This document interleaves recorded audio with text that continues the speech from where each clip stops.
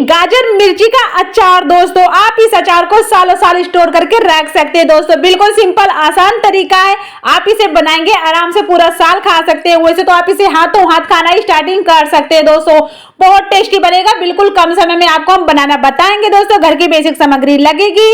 आप लोगों से एक रिक्वेस्ट है, इस वीडियो को शुरू से लेकर एंड तक देखिएगा भी जरूर और एक बार आप इस अचार को बना के जरूर ट्राई करिएगा। दोस्तों आप लोगों से एक रिक्वेस्ट है, आप वीडियो को लाइक करना और चैनल को सब्सक्राइब करना और कमेंट करके जो बताना हमारी रेसिपी आपको कैसी लगी है, और आपको अच्छी लगी तो आप अपने जानकार को भी इस वीडियो को फॉरवर्ड कर सकते हैं। दोस्तों हम हमारे चैनल पे आपके लिए नए नए वीडियोस लाते रहते हैं इसी तरह से, ताकि आपको हम कुछ नया नया सिखा सके। दोस्तों तो आज की जो रेसिपी है ये मेरे चैनल पे नई है और मेरे लिए भी नई है। दोस्तों बहुत टेस्टी बनेगी, बिल्कुल कम समय में बनेगी। दोस्तों पूरा वीडियो जरूर देखिएगा।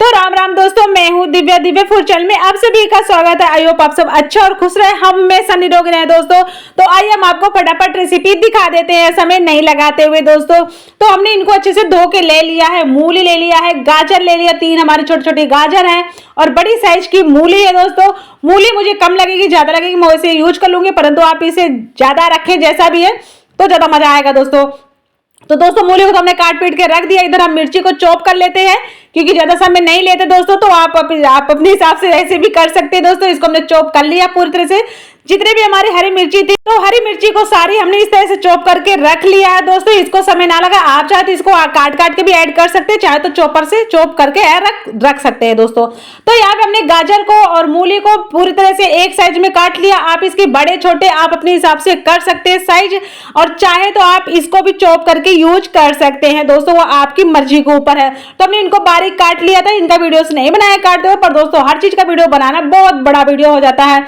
यहाँ पे उबलते हुए पानी में हमें इसे 2 से 3 मिनट तक बस पकाना है, और हाई फ्लेम पे नहीं पकाना, लो फ्लेम पे 2-3 मिनट के लिए बस बॉईल होने देना। उसके बाद इनको तुरंत छान लेना है। छान के आप इसको 1-2 घंटे के लिए इसको धूप में सुखा दे, चाहे छांव में पंखे के नीचे सुखा दे, ज्यादा समय ना लगाएं बस। तो दोस्तों अभी हम यहाँ पे आ गए कढ़ाई की तरफ। कढ़ाई में हमने ऐड कर दिया है धनिया, और धनिया हमने 2 चम्मच तक ऐड करिए, और 1 चम्मच तक हमने मेथी ऐड करी है।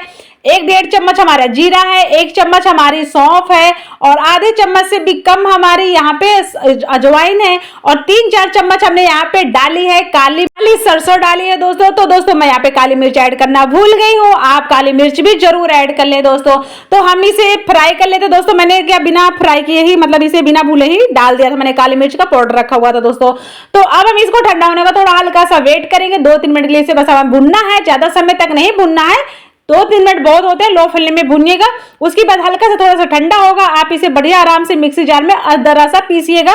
इसको पूरी तरह से स्मूथ मत करिएगा, हल्का हल्का दर रखिएगा, और इसको पीस लिए। अब हमारा ऑयल भी बहुत ही अच्छे से गर्म हो चुका है, इसमें धुआं आ चुका है, तो अब इस ऑयल को हम यूज कर सकते हैं। दोस्तों तो जब आपका ऑयल रहे, जो सरसों का ऑयल रहे, उसमें जब धुआं आ जाए तब आप समझिए अब इसको यूज कर सकते हैं।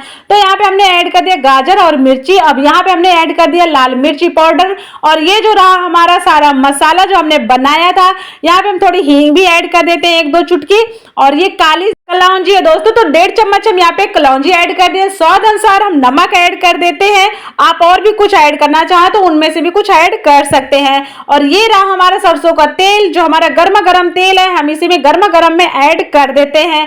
गर्मा गर्म में ऐड करने में ये फायदा रहेगा, हमारे जो लाल मिर्च पाउडर था और ये जो हमारी हल्दी थी, हल्दी दोस्तों मैं भूल गई थी, हल्दी भी हाथों हाथ डाल देते हैं। हल्दी भी डाल दिया स्वाद अनुसार, मतलब स्वाद अनुसार का 1 चम्मच ऐड कर दिया। यहाँ पे मैंने 3-4 नींबू लिए थे, नींबू का रस निकाला और नींबू का रस भी ऐड कर देते हैं। तो दोस्तों नींबू का रस ऐड करने के ये फायदे हैं, आप इसे हाथों हाथी खाना स्टार्टिंग कर सकते हैं। दोस्तों बहुत टेस्टी बनेगा, बहुत स्वादिष्ट, एक बार जरूर बनाइएगा। आप सच में बोले, एक बार बनाएंगे ना आप इसका सालों साल एक तो स्वाद ही नहीं भूलेंगे। तो आप ज्यादा बना के रखिएगा। वीडियो अच्छा लगे लाइक